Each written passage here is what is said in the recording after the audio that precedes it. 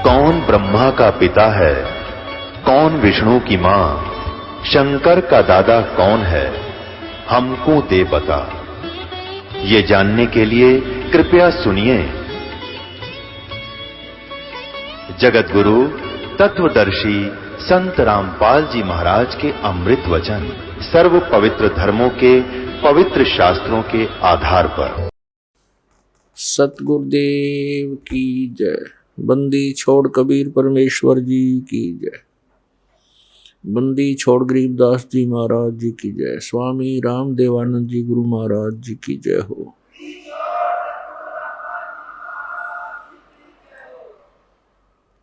गरीब नमो नमो सतपुरुष को नमस्कार गुरु की नहीं। सुर नर मुनि जन साधुआं संतों सर्वस्ती नहीं। सतगुरु साहेब संत सब डंडो तम प्रणाम। आगे पीछे मध हुए तिनको जा कुर्बान। नराकार निर्विषम काल जाल वैवंजनम निर्लेपम निज निर्गुणम अकल अनुपवेशम दुनम। सोहम सुरति समाप्तम सकल समाना निर्तलय उज्ज्वल हिरंबर हरदमम बेपरवाह अथा है वार पार नहीं मज्जतम। ग्रीब जो सुमर सिद्ध होई गणनायक गलताना करो अनुग्रह सोई पारस पद परवाना। आदि गणेश मनाऊं गणनायक देवन देवा चरण कमल लो लाऊं आदंत करूं सेवा। परम शक्ति संगीतम रिद्धि सिद्धि दाता सोई अवगत गुण अतीतम सतपुरुष निर्मोही। जगदम्बा जगदीशम मंगल रूप मुरारी तन मन अर्पों शीसम भक्ति मुक्ति भंडारी। सुर नर मुनि जन धावे ब्रह्मा विष्णु महेशा शेष शेष मुख गावे पूज्य आदि गणेशा। इंद्र कुबेर सरीखा वरुण धर्म राय धावे समर्थ जीवन जी का मन इच्छा फल पावे। 33 कोटि अधारा दावे शेष 88 उतर बहुजल पारा कट है यम की फांसी। 33 कोटि अधारा दावे शेष 88 उतर बहुजल पारा कट है यम की फांसी। कर जोरूं विनती करूं धरूं चरण पर शीश। गुरु जी राम देवानंद जी महाराज ने दियो नाम बख्शीश। कोटि कोटि सिजदा करूं कोटि कोटि प्रणाम।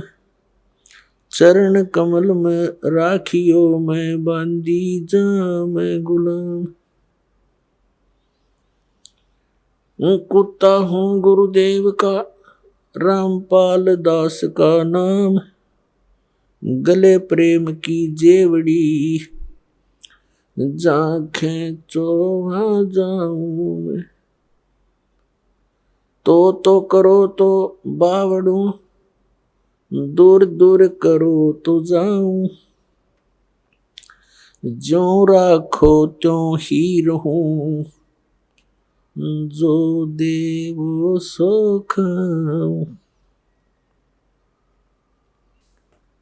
परम पिता परमात्मा पूर्ण ब्रह्म सारी सृष्टि के रचनहार सर्व प्राणियों के दाता सर्व प्राणियों के सृजनहार कबीर देव कबीर साहिब ये हमारे परम पिता हैं।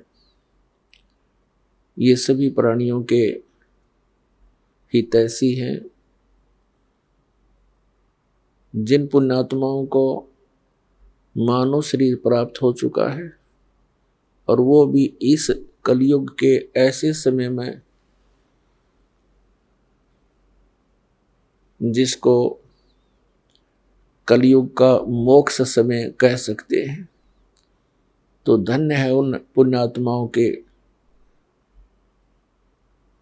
उन पुण्य संस्कारों को और धन्य है उनके माता पिता को जिनसे जन्म हुआ। परमात्मा कहते हैं मात पिता मिल जाएंगे, मात पिता मिल जाएंगे, 184 माही, सतगुरु सेवा और बंदगी ये फेर मिलन की नहीं। कबीर परमेश्वर जी कहते हैं कि माता पिता तो आपको इस 84 लाख योनियों में भटकते हुए बहुत मिल जाएंगे। मनुष्य जीवन होगा वहाँ माता पिता होंगे, कुत्ते का जीवन होगा वहाँ माता पिता मिल जाएंगे, सूअर का जन्म होगा वहाँ माता पिता मिल जाएंगे, लेकिन सतगुरु सेवा और बंदगी ये फेर मिलन की ना। पुण्यात्मा, हम कहाँ रह रहे हैं, कैसे लोक में हम जीवन व्यतीत कर रहे हैं, ये हमें कभी विशेष आभास हुआ नहीं। हम क्यों मर रहे हैं, क्यों हम रोगी कोढ़ी हो रहे हैं, क्यों हम सारा दिन भटक रहे हैं कोई ना कोई टेंशन लिए हुए। अब हमने ये सोचा ही नहीं, इतने कष्ट के अंदर भी हम फिर जीवन की इच्छा ही किए रहते हैं, क्योंकि हमारे ऊपर एक प्रेशर है इस त्रिगुणमयी माया का। त्रिगुणमयी माया कौन सी है? रजगुण ब्रह्मा जी, सतगुण विष्णु जी, तमगुण शिव जी के अंदर से निकल रही वो गुप्त किरणें, वो तरंगे उनके गुणों की, वो हमें प्रभावित कर रही है। कैसे कर रही हैं? जैसे वो भगवान अपनी राजधानियों में, अपने लोकों में रहते हैं, उनसे निकल रही ये तरंगे हमें यहाँ प्रभावित कर रही है। जैसे एक रसोई के अंदर मिर्चों का छौंक लगता है, वह मूल वस्तु साकार रसोई के अंदर है, उससे निकल रही वो तरंगे दूसरे कक्षों में बैठे हुए व्यक्तियों को भी प्रभावित कर रही है। छींकें आ रही हैं, उन छींकों को रोकना उस व्यक्ति के वश की बात नहीं। और उन छींकों का कारण कौन है? वो साकार मिर्च जो रसोई के अंदर है। ठीक इसी प्रकार उन भगवानों से निकल रही ये तीनों गुणों की किरणें, रेज हम सभी को यहाँ प्रभावित किए हुए हैं, और जिस कारण से हम सोच ही नहीं पाते हैं। कोशिश करते हैं तो 2 सेकंड के बाद मन कहीं का कहीं पहुंच जाता है। कभी कभी होता था ऐसे कि ये क्या जीवन हुआ, सुबह उठो, खाना बनाने में लग जाओ, खाना खाओ, फिर कमाने के लिए जाओ, आते पढ़ के सो जाओ, उठकर फिर भागो, फिर शाम को पढ़ जाओ, फिर भागो, मर ही जाओ, यही काम पूरा ना होता। लेकिन कभी कभी आती थी ये बातें, फिर 2 सेकंड के बाद ही कोई और ही बात याद आ जाती थी, उसको भूल जाते थे।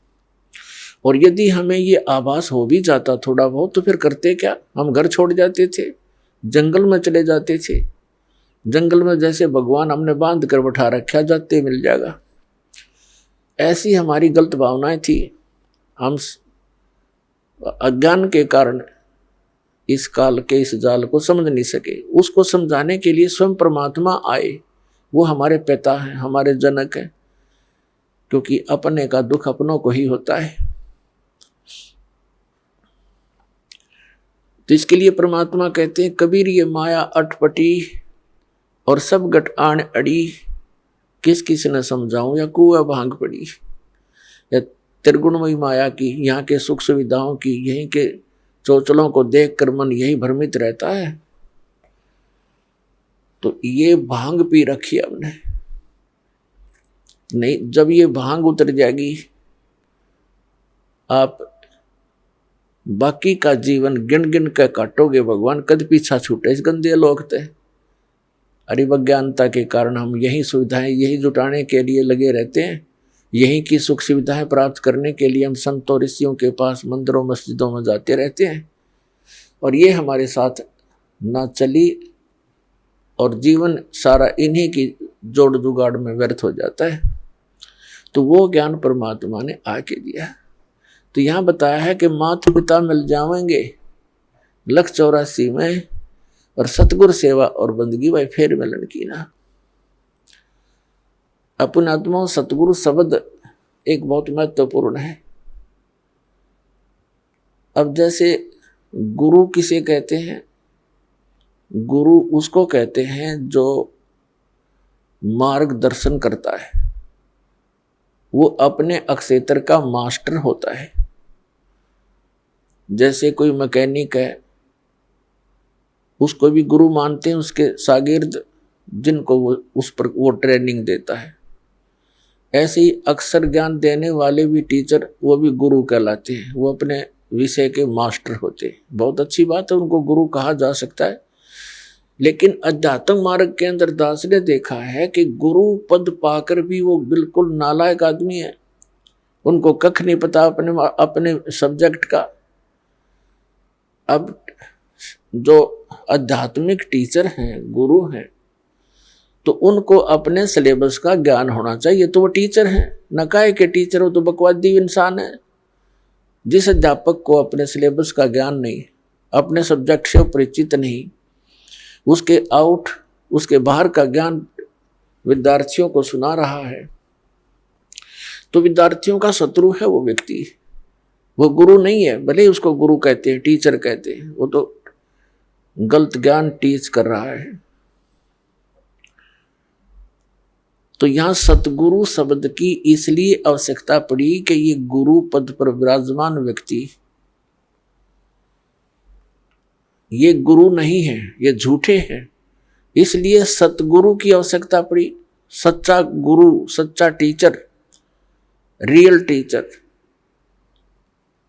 तो इसका मतलब सच्चा गुरु है तो कोई झूठे गुरु भी है, तभी तो सच्चे शब्द की आवश्यकता पड़ी।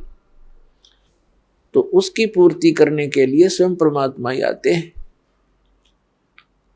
परमेश्वर की वाणी माता है, 3 लोक और भवन चतुर्दश कोई नहीं सत्संगी। सत्संगी का अर्थ होता है जो पूर्ण रूप से सत्य को आधार मानकर अपनी सर्व आध्यात्मिक क्रियाओं को करता है, वो सत्संगी कहलाता है। और वो सत्संग कहाँ से सुनने को मिलता है? सतगुरु से मिलता है। तो जो भोली आत्माएं नकली गुरुओं के पास साधना कर रही हैं, उनके शिष्य बन गए हैं, वो सोच तो ये रहे हैं कि हमें सतगुरु मिल गए, लेकिन ये उनकी भूल है, क्योंकि उनको ज्ञान नहीं। तो उसकी पूर्ति करने के लिए, उसका निराकरण करने के लिए, इस अज्ञान का नाश करने के लिए स्वयं परमात्मा आते हैं। और जिस लोक में हम रह रहे हैं, ये काल का लोक है। इस लोक का काल है राजा, और ये माया जाल पसारा हो। चल अंसा सतलोक हमारे, छोड़ो यो संसारा हो। तो पुण्यात्माओं, वो परमात्मा स्वयं यहाँ आते हैं, वही एक सतगुरु की भूमिका करते हैं, वही एक सच्चे भगत की भूमिका करते हैं, वही एक सच्चे संत की भूमिका करते हैं, और वही एक नेक नागरिक की तरह एक अपना उदाहरण करते हैं। एक नेक नागरिक यानी अच्छा व्यक्ति समाज में रहने के किस प्रकार वो रहे, किस प्रकार की उसकी गतिविधियां होनी चाहिए, ये सब लीलाएं मालिक की करके हमें एक उदाहरण पेश करते हैं। तो वो परमात्मा पूर्ण ब्रह्म, जिसको सतपुरुष भी कहते हैं, उसी को अमर पुरुष भी कहते हैं, उसी को अकाल मूर्त, शब्द स्वरूपी राम और सतपुरुष, उसी परमात्मा के ये उपमात्मक नाम है। उनका रियल नेम जो है, वास्तविक नाम कबीर देव है, कबीर साहब। वेदों में कबीर देव, कुरान शरीफ में कबीर अल्लाह, अल्लाहु अकबर, अल्लाह कबीर। भले ही इन्होंने अपने हिसाब से उनका अर्थों के उस कबीर शब्द के अर्थ कर दिए हों, लेकिन वो बोध उस पूर्ण परमात्मा का ही है, पूर्ण परमात्मा का, अमर पुरुष का। कबीर परमेश्वर जी ने 600 वर्ष पहले जब इस कलयुग में आए थे, सन 1398 से सन 1518 तक 120 वर्ष परमात्मा यहाँ रहे और एक जन साधारण जैसी लीला की, जो कि वो प्रत्येक युग में ऐसी एक लीला करते ही करते हैं। तो उसमें वो एक शिशु रूप धारण करके सतलोक से आए थे अपने निज धाम से, और एक कमल के फूल पर आकर विराजमान हो गए थे नवजात शिशु का रूप धारण करके। वहां से एक निसंतान दंपति नीरू और नीमा, जो जुलाहा थे, जुलाहे का कार्य करते थे, उठा ले गए थे। जुलाहे के घर पे परवरिश होने के कारण और बड़े होकर के जुलाहे का कार्य करने के कारण वो परमात्मा जुलाहा कहलाए। स्वयं परमेश्वर ने अपनी वाणी में कहा कि अवधू अवगत से चलाए, मेरा किसी ने भेद मर्म नहीं पाया। मात पिता मेरे ना ही ना मेरे गर्दासी, और जुल्हे का सुत आन कहा जगत करे मेरी ऐसी। उस परमात्मा ने 600 वर्ष पहले कहा था कि वेद मेरा भेद है, मैं ना वेदन के माही, और जौन वेद से मैं मिलूं, ये वेद जानते नहीं। परमात्मा ने कहा था अपनी प्यारी आत्मा धर्मदास जी को कि चारों वेद मेरा ही गुणगान करते हैं, पर इन वेदों में वर्णित विधि से मेरी प्राप्ति नहीं हो सकती, क्योंकि वेदों में केवल ब्रह्म तक के पाने की यानी भक्ति का विधान वर्णित है, और परम अक्षर ब्रह्म यानी सतपुरुष की भक्ति का मंत्र उसमें ऑप्शन छोड़ दिया है कि उसको तत्वदर्शी संत बतावेंगे, उनसे सुनो। जैसे श्री मद्भगवत गीता अध्याय नंबर 4 के श्लोक नंबर 34 में और 32 में, इन दोनों मंत्रों से स्पष्ट हो जाता है कि सच्चिदानंद घन ब्रह्म ने, उस परम अक्षर ब्रह्म ने सतलोक से चलकर यहाँ आकर, क्योंकि परमात्मा नर आकार है, मनुष्य सदृश्य है, जैसे कहते हैं न नर नारायण देह है, तो नर यानी मनुष्य की उस परमात्मा जैसा ही शरीर है, उस परमात्मा का हमारे जैसा ही शरीर है। और जिन महापुरुषों ने परमात्मा को देखा उन्होंने बताया हमरे ही हुनियार है, हमारा सृजनहार, हमारा जो रचने वाला है, हमारा भगवान हमारे जैसा है, हमारी उनिहार, हमारी जैसी सूरत है, लेकिन उसकी सामर्थ्य और उनके शरीर का जो तेज है वो हमसे कई गुना है वहां सतलोक में। और गीता जी में लिखा है 4th अध्याय के 32वें श्लोक में कि धार्मिक अनुष्ठानों की यथार्थ जानकारी विस्तार के साथ सच्चिदानंद घन ब्रह्म की वाणी में वर्णित है। ब्रह्मणे मुखे मूल पाठ में, गीता अध्याय नंबर 4 के श्लोक 32 में के मूल पाठ में एक शब्द है ब्रह्मणे मुखे। ब्रह्मणे माने सच्चिदानंद घन ब्रह्म, क्योंकि यहाँ इन अनुवादकर्ताओं ने अपनी अज्ञानता के कारण अनर्थ कर दिया। ब्रह्मणे मुखे का अर्थ लिख दिया वेद की वाणी। वेद की वाणी तो गीता में बोली ही जा रही है, गीता ज्ञानदाता, गीता वेदों का ही तो निष्कर्ष है। यहाँ गलत कर दिया इन्होंने इस ब्रह्मणे का अर्थ, ब्रह्मणे शब्द का अर्थ गीता अध्याय नंबर 17 के श्लोक 23 में सही कर दिया।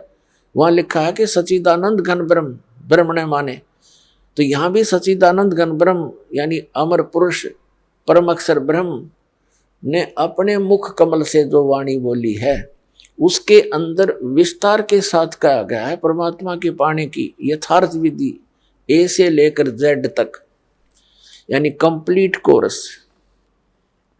उसके बारे में फिर कहा कि 4th अध्याय के 34वें श्लोक में कि उस ज्ञान को तू तत्वदर्शी संतों के पास जाकर समझ। इससे सिद्ध है कि गीता ज्ञानदाता उस रियल वे ऑफ वर्शिप से, उस मेथड से वो परिचित नहीं है। उसने अपने सतर का ज्ञान दिया है। गीता अध्याय नंबर 4 के श्लोक नंबर 13 में कहा कि अर्जुन ओम इति एकाक्षरम ब्रह्म विभारण मामनुसमरण यह प्रयाति तजन देहम सयाति परमाम गतिम। क्योंकि ये ब्रह्म, ये सरपुरुष, ये काल श्री कृष्ण जी में प्रवेश करके गीता जी का ज्ञान बोल रहा है। तो वो कहता है मुझ ब्रह्म का केवल एक ओम अक्षर है, नथिंग एल्स। और भी जो तुम अटपट करते हो, ओम नमः शिवाय, ओम भागवते वासुदेव, फलाना फलाना, ये सब बकवादे हैं, ये मंत्र नहीं है। गीता एक ऑथेंटिक सदग्रंथ है, होली बुक है, कोई बालकों के डूम बाट के गीत नहीं है इसके अंदर। तो हमने इन सदग्रंथों को आधार मानकर अपनी भक्ति को सुचारू करना है, अन्य छोड़ देना है जो गलत साधना हम करें। गीता अध्याय नंबर 16 के श्लोक नंबर 23 और 24 में यही दृढ़ किया गया है कि जो शास्त्र विधि को त्याग कर मनमाना आचरण करते हैं उनको न तो सुख होता है, न उनको कोई सिद्धि प्राप्त होती है, न उनकी कोई गति होगी, तो यूजलेस। इससे तेरे लिए अर्जुन कर्तव्य की अवस्था में ये सदग्रंथ ही प्रमाण है। इन्हीं के आधार से जो करनी चाहिए साधना और ना करने योग्य है उनको त्याग देना चाहिए, करनी चाहिए उनको ग्रहण करना चाहिए। इससे अपने भक्ति मार्ग को सुचारू करना, किसी की दंत कथा पर विश्वास मत करना।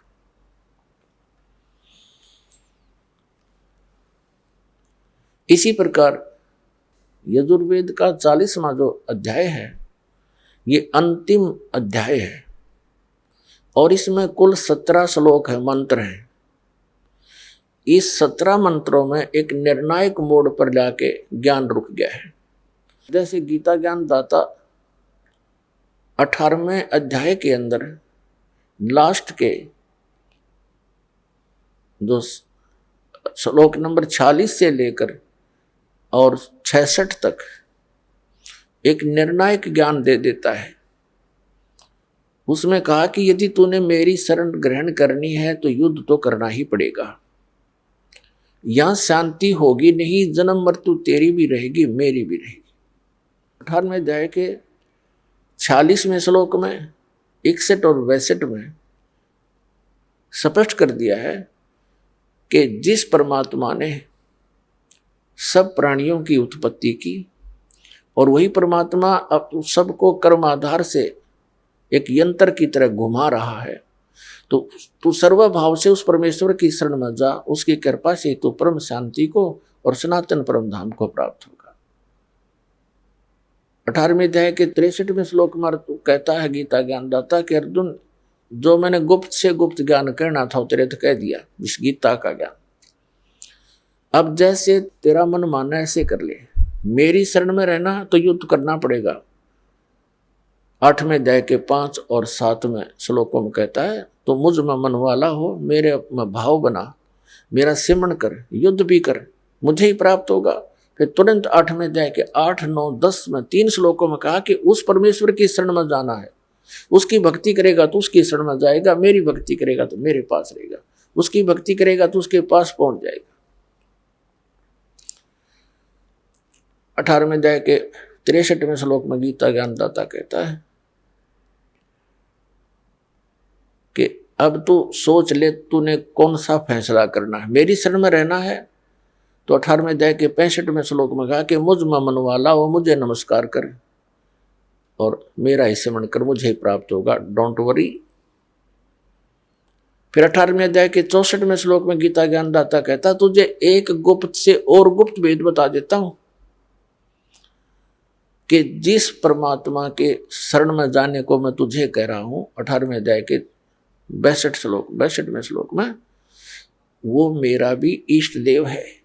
ये गुप्त भेद है, मैंने तो ये मेरा गुप्त से गुप्त तुझे बता दिया है। एक तो गुप्त तो बता चुका है 18वें अध्याय के 63वें श्लोक में कि ये अति गोपनीय से भी गोपनीय ज्ञान तेरे को गीता वाला मैंने सुना दिया है, तो फैसला कर ले, डिसीजन कर ले, तूने मेरी शरण में रहना, युद्ध करना पड़ेगा और जन्म मृत्यु तेरी भी बनी रहेगी मेरी भी रहेगी, ये तो समाप्त हो ही नहीं सकती। और उसकी शरण में जाना है तो उसकी शरण में जा, उसको उसके लिए संतों को खोज ले, मुझे नहीं मालूम। फिर 18वें अध्याय के 64वें श्लोक में तुरंत कहता है कि एक गुप्त और बताऊं, सुने, दोबारा सुन, मेरा पूज्य देव इष्ट देव वही है। तो और परमात्मा ने कहा था उस कि अवगत से चल आया मेरा कोई भेद मर्म नहीं पाया। गोरखनाथ जी के साथ जब गोष्ठी हुई थी ज्ञान की परमात्मा के साथ गोरखनाथ से, तो परमात्मा ने कहा था कि अवधू मैं अवगत से चल आया, मेरा कोई भेद मर्म नहीं पाया। मात पिता मेरा नहीं ना मेरे गरदासी, मैं जुल्हे का सुत आन कहा जगत करे मेरी आसी। और फिर कहा था तेरा ज्योत स्वरूपी अलख निरंजन वो धरता ध्यान हमारा, क्योंकि ये जितने भी काल के पुजारी हैं ब्रह्म पुजारी हैं उसको अलख निरंजन बोलते हैं कि वो तेरा अलख निरंजन वो धरता ध्यान हमारा, वो भी हमारा ध्यान करता है तभी अपना गुजारा चला रहा है 21 ब्रह्मांड का। हम फिर उसी प्रसंग पर आते हैं। तो 18वें अध्याय के 62, 63, 64, 65 और 66 में कति निर्णायक ज्ञान है। अब 65 में कहा कि तू मुझ में मन वाला हो, मेरा भक्त बन, मुझे नमस्कार कर, तो मुझे ही प्राप्त होगा, चिंता मत कर। फिर 18वें अध्याय के 66वें श्लोक में कहा कि यदि तूने उसकी शरण में जाना है, परम अक्षर ब्रह्म की शरण में, जिसके विषय में 8वें अध्याय के गीता के प्रथम मंत्र में अर्जुन के पूछने पर कि किम तत्परम, उसका उत्तर दिया है गीता ज्ञानदाता ने 3रे मंत्र में गीता अध्याय 8 के कि वो परम अक्षर ब्रह्म है। फिर 18वें अध्याय के 66वें श्लोक में कहा कि उसकी शरण में जाना है तो सर्वधर्मान परित्यज माम, मेरे सतर की जो ब्रह्म साधना तूने की है, जैसे ओम नाम का जाप यज्ञ आदि, तो मुझ में छोड़ दे। फिर एकम शरणम व्रज, एकम अद्वितीय है, जिसके समान दूसरा कोई नहीं, सर्वशक्तिमान, उसकी शरण में व्रज माने जा। इन सभी अज्ञानियों ने व्रज का अर्थ आना कर दिया। बताओ ये किसे टीचर थे और कैसे गुरु थे ये? जैसे इंग्लिश वर्ड है गो, और गो माने जाना होता है, किसी भी कीमत पर आना नहीं हो सकता। और जिन्हों गो का अर्थ कम कर दिया, आना कर किया हुआ है, तो कितना बुद्धिमान होगा, कैसा समझा उसने उस प्रकरण को, उसने तो बट्ठा बैठा दिया। तो ऐसे बट्ठे बैठा रखे हैं इन नकली गुरुओं ने, इसलिए सतगुरु शब्द की आवश्यकता पड़ी और सतगुरु की आवश्यकता पड़ी। इसी प्रकार यजुर्वेद अध्याय नंबर 40 के श्लोक नंबर 10 से लेकर 13 तक ये स्पष्ट किया है कि कोई तो परमात्मा को साकार मानता है कि वो जैसे श्री राम श्री कृष्ण रूप में उत्पन्न होता है संभवात, और कुछ अन्य जो उसको असंभवात यानी वो जन्म नहीं लेता निराकार मानते। इसके विषय में वो तत्वदर्शी धीराणाम माने तत्वदर्शी संत जिनका टिकाऊ ज्ञान है वो ठीक ठीक बताते हैं, उनसे सुन ले। और विद्वान और अविद्वान की परिभाषा भी वही बताओगे, हु इज वेल नोन, कौन है विद्वान। जैसे उसमें क्या बताया है यजुर्वेद अध्याय नंबर 40 के श्लोक नंबर 10 से लेकर 13 में कि कोई तो उसको विद्वान मान लेता है जिसको किसी भाषा का अक्षर ज्ञान है, और जिसको अक्षर ज्ञान नहीं है उसको अविद्वान कह देते हैं। लेकिन ये विद्वान और अविद्वान की परिभाषा नहीं है, वो भी विद्वान और अविद्वान की जानकारी उस तत्वदर्शी संत बताओगे कौन विद्वान और कौन अविद्वान है। तो पुण्यात्मा, जब परमेश्वर कबीर जी 600 वर्ष पहले यहाँ आए थे धरातल पर, इस कलयुग में सन 1398 ज्येष्ठ सुदी पूर्णवासी संवत 1455, लहर तारा तालाब कमल के फूल पर, लहर तारा तालाब में कमल के फूल पर एक नवजात शिशु का रूप धारण करके विराजमान हुए थे। और वो परमात्मा जल के ऊपर विराजमान होते हैं, जिस कारण से वो नारायण कहलाते हैं। रियल नारायण यही है वो परमात्मा, वास्तविक नारायण। इसलिए इनको नारायण कहते हैं। बाकी तो नकली नारायण है, यहाँ के नासवा नारायण है।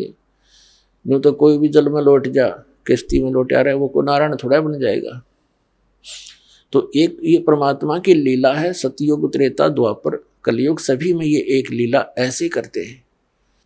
तो उसमें वो अक्षर ज्ञान नहीं रखते थे और सब वेदों और ग्रंथों का यथार्थ ज्ञान बताते थे। तो उसमें अक्षर ज्ञान युक्त यानी संस्कृत भाषा के विद्वान माने जाने वाले वो ऋषि, महर्षि और ब्राह्मण वर्ग, मंडलेश्वर, गुरु, महंत, आचार्य, शंकराचार्य, परमेश्वर कबीर जी को कहा करते ये अशिक्षित है, अविद्वान है, ये क्या जाने सदग्रंथों के गुड़ रहस्यों को, इसकी बातों में मत आना। और वो बिजली अभी तक गिरी रही क्योंकि हमारे पूर्वज शिक्षित नहीं थे। आज परमात्मा ने सबसे पहले हमें शिक्षित किया। पुण्यात्माओं, इस शिक्षा का हमें लाभ, एक विशेष लाभ यही है कि हम भगवान पहचान लेंगे। अन्यथा ये शिक्षा एक विष है इस मानव के लिए। इसको ये चातुर बनाती है, बेईमान बनाती है, माया जोड़ने के अतिरिक्त ये कुछ नहीं सिखाती है। कोई भी ट्रेनिंग शिक्षा देख लो, केवल धन उपार्जन उद्देश्य ही लेकर बच्चे पढ़ने जाते हैं और फिर वो उसी उद्देश्य से लगे रहते हैं। कोई बीच में मर जाता है, वो जोड़ी जाड़ी कोठी बनी बनाई रह जाती है। जो इस मनुष्य जीवन से कार्य करना था वो तो प्रारंभ भी नहीं कर पाता ये आत्मा। तो उस परमात्मा ने ये थोड़ा सा विष हमें खिलाना अनिवार्य समझा, क्योंकि इसको फिर अमृत में बदलना था। विष से अमृत होत है जय कर जाने कोई। अब इस विष को हम अमृत में बदल लेंगे। इस शिक्षा का हम लाभ उठाएंगे, भगवान पहचानेंगे, सतलोक चले जाएंगे, जहाँ सदा सुखी रहेंगे। कहीं बुढ़ापा नहीं वहाँ पर, वहाँ मृत्यु नहीं। जो दास ज्ञान दे रहा है ये किसी लोकवेद के आधार से नहीं, सब सदग्रंथों को आधार मानकर, और जिन महापुरुषों ने परमात्मा को साक्षात्कार किया, सतलोक गए, वहां स्थान को देखा और वापस आकर उन्होंने गवाही दी, उन महापुरुषों के वचन आपके रूबरू कर रहा है। और इसको आपने हृदय में धारना पड़ेगा। ये लोकवेद मत समझना। और क्योंकि आप दूध के जले हुए अब लस्सी को भी फूकेंगे, लेकिन कुछ दिन में ये सब ठीक हो जाएगा, पता लग जाएगा। लस्सी तो लस्सी ही होती है और दूध ज़्यादा गर्म था, वो गलती से पी गए हम। तो ऐसे अब ज्ञान हो जाएगा, फिर हम आपकी ऐसी प्रबल इच्छा बनेगी वहां जाने की, डटे नहीं डट सकते। इस ज्ञान के आधार से फिर भक्ति का ऐसा प्रेशर बनेगा। देखो हम बुढ़ापे में देखते हैं, कहते हैं इसका दिमाग काम नहीं करता, बुढ़ा कहें कुछ, सोचा कुछ, बोला कुछ। क्योंकि वृद्ध अवस्था में जैसी भी क्रियाएं हम करते रहे, वो शरीर में पूर्व जन्म की जो थोड़ी बहुत बैटरी चार्ज थी, संस्कार शुभ थे, उन्हीं को मनुष्य जीवन प्राप्त होता है, वो खत्म हो गए। तो हम भक्ति के प्रेशर से एज इट इज माइंड बना रहेगा और एक करट लगी रहेगी। जब शरीर छूटते ही एक कदम आपका सतलोक के अंदर होगा, क्योंकि यहाँ की तो आपको पता ही लग जाएगा। यहाँ से तो आप छक कर दुखी हो लोगे। और पहले बुढ़ापा हमारे लिए एक कैर था, अब वृद्ध अवस्था हमारे लिए वरदान सिद्ध होगी। क्योंकि पहले हम अज्ञानता के कारण इसी क्रिया को फाइनल मान रहे थे, हमारा काम पूरा हो गया, कभी मृत्यु हो जाए, चाहे दुखी रहें, चाहे भुगतें, चाहे किसी प्रकार पड़े पड़े अंदर ही टट्टी करते रहते थे। बूढ़े बुढ़िया देखिए हमने, वो कह रहे थे हमारा काम पूरा हो गया, बस ठीक से। तो अब हम उन दुखों से एक चिंतित होवांगे और फिर इस बुढ़ापे से छुटकारे के लिए एक विशेष कसक बनाएंगे सतलोक में जाने की। और जहाँ आशा तहाँ बासा हुई, और भक्ति साथ होनी चाहिए। भक्ति बिना वहाँ कौन रखेगा अपने को। तो ये भक्ति का मार्ग आपको ऐसा मिल गया है कि कुछ ही समय में आप भक्ति से परिपूर्ण हो जाओगे। थोड़े ही करने से घना लाभ मिलेगा। जैसे एक तो सारा दिन मजदूरी करे, 200 रुपये प्राप्त करे।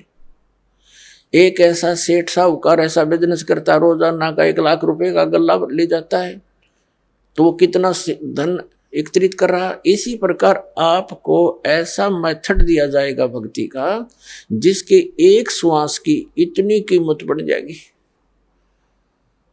वो सतनाम के 2 अक्षर का जाप दिया जाएगा।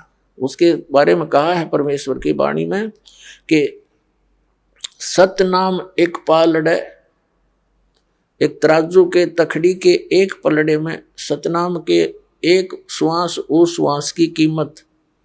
ये कंप्लीट मंत्र होता है। वो श्वास और उस श्वास से 2 अक्षर का पूरा जाप होती। एक मंत्र आपका